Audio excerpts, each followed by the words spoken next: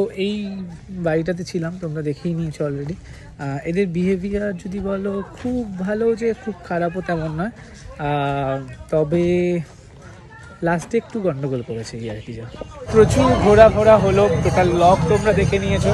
এবার বাড়ি যাওয়ার পালা। ভেসেলের জন্য আমরা দাঁড়িয়ে আছি। এই ভেসেল পারাপার না করলে কিন্তু গঙ্গাসাগর আসা যাবে না। শুনছি ব্রিজ হবে, বাট কবে হবে আমি জানি না। তবে এই ভেসেল পারাপার করেই কিন্তু গঙ্গাসাগর আসতে যেতে হয়। দাঁড়িয়ে আসো সব। এ বাবা চলে গেছে আবার 11:30টার সময়। একটু ছেড়ে দাও দাদা, সবজি নিয়ে। হ্যাঁ এক্স্যাক্টলি, আমরা না চলে যাবো। তবে ওইখানের থেকে এটা কষ্ট কম। ওখানে রোদ যেরকম রোদের মাথায় ছিল, মাথায় ছাওয়া আছে।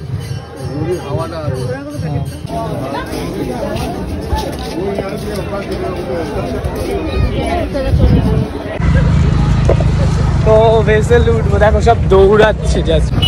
অ্যাকচুয়ালি দৌড়ানোর কারণ হলো সিট পাওয়া, আর কিছুই না। কারণ আমরাই ফার্স্টে ছিলাম সবাই। তো এটা ছাড়বে নাকি?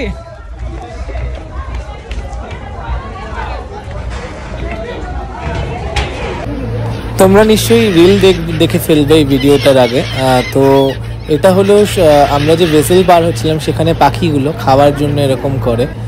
প্রচুর পাখি পাওয়া যায় এবং ভিউটা খুব সুন্দর। কিন্তু আমার বাবা আসলে খুব মজা করতো, বাট দাদু একদমই দাদু সবসময় দিদিমার সাথে গল্প।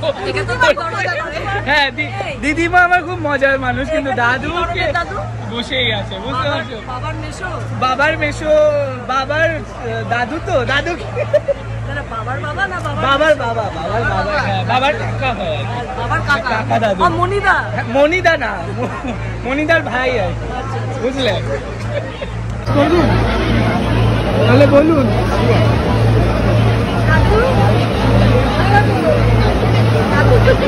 দাদুকে মোদির মতো লাগছে। দাদুকে কার হতে লাগে? মোদি। দাদু দিদিমা, তুমিও দাদু বলছো? মা বাবা আসলে খুব মজা করতো। আমার মা বাবা আসলে যথারীতি খুব মজা করতো, বাট দাদু দিদা এসে মজাটা ভালো হচ্ছে না, বুঝলে? বলো দাদু খালি মোবাইল মাঝে মাঝে দিদিমা ঠিক আছে কিনা, দিদিমার হাত ধরে ওর মাঝে কানানি করছে, চলে যাচ্ছে যে সব সময়।